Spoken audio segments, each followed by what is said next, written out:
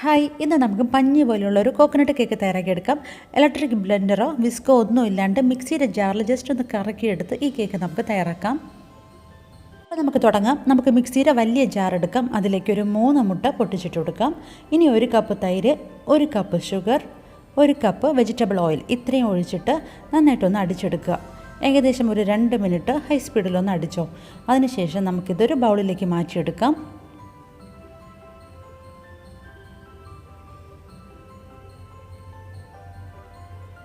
ഇനി ഇത് നമുക്ക് മാറ്റിയിട്ട് മറ്റൊരു ബൗൾ എടുക്കാം.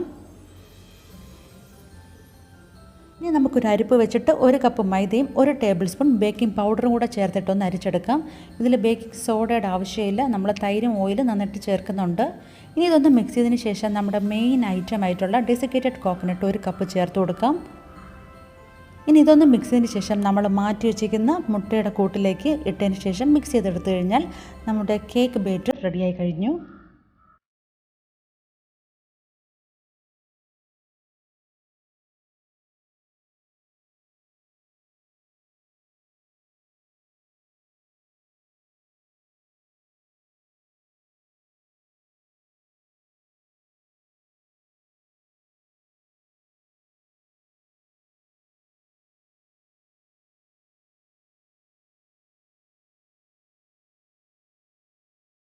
നമുക്ക് മാറ്റിയിട്ട് കേക്ക് ടിൻ എടുക്കാം. കേക്ക് ടിൻ ഞാൻ ഗ്രീസ് ചെയ്ത് ബട്ടർ പേപ്പറൊക്കെ ഇട്ട് വെച്ചിട്ടുണ്ട്. ഇതിലേക്ക് നമുക്ക് ബാറ്റർ ഒഴിച്ചു കൊടുക്കാം. അതേ കണക്ക് തന്നെ ഒരു 10 മിനിറ്റിന് മുന്നേ ഞാൻ കേക്ക് ബേക്ക് ചെയ്യേണ്ട പാത്രം പ്രീ ഹീറ്റ് ചെയ്യാൻ വെച്ചിട്ടുണ്ട്. അപ്പോൾ അതൊന്നും ഞാൻ വിശദമായിട്ട് കാണിക്കേണ്ട, എല്ലാവർക്കും അറിയാവുന്ന കാര്യമാണ്. ഇനി ഇതൊരു 25 തൊട്ട് 30 മിനിറ്റ് മതിയാവും. ഇത് പെട്ടെന്ന് നമുക്ക് ബേക്ക് ചെയ്ത് കിട്ടും. കേക്ക് ബാറ്റർ വെച്ചിട്ട് ഇതൊന്ന് മൂടി വെച്ച് ലോ ഫ്ലെയിം ആക്കി കൊടുക്കാം. കൃത്യം 30 മിനിറ്റ് ആകുമ്പോൾ നമുക്ക് നോക്കാം. ഇപ്പോൾ ഒരു 30 മിനിറ്റ് ആയപ്പോഴാണ് ഞാൻ തുറന്ന് നോക്കുന്നത്. നമുക്ക് നോക്കാം. കണ്ടോ, കറക്റ്റായിട്ട് ഒട്ടിപ്പിടിക്കാണ്ട് കേക്ക് ബേക്ക് ആയിട്ടുണ്ട്.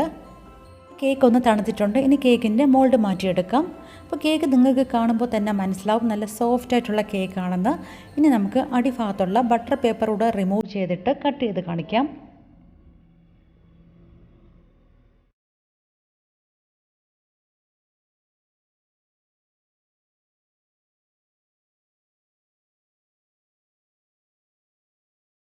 ഈ കേക്ക് കട്ട് ചെയ്യുമ്പോൾ തന്നെ നിങ്ങൾക്ക് മനസ്സിലാവും എത്ര സോഫ്റ്റ് ആണെന്ന്. നമുക്ക് ഈ കേക്ക് ഒരു 40 മിനിറ്റിനുള്ളിൽ തന്നെ പെട്ടെന്ന് ചെയ്തെടുക്കാം. അപ്പോൾ ഞാൻ എപ്പോഴും പറയും കണക്ക് ഈ കേക്ക് നിങ്ങൾ തയ്യാറാക്കി നോക്കുക. നിങ്ങളൊക്കെ ചെയ്ത് നോക്കിയാൽ മാത്രമേ ഇതിൻ്റെ ശരിക്കുള്ള ടേസ്റ്റ് എന്താണെന്ന് മനസ്സിലാവത്തുള്ളൂ. അപ്പോൾ നമുക്ക് പുതിയ റെസിപ്പിയായിട്ട് വീണ്ടും കാണാം.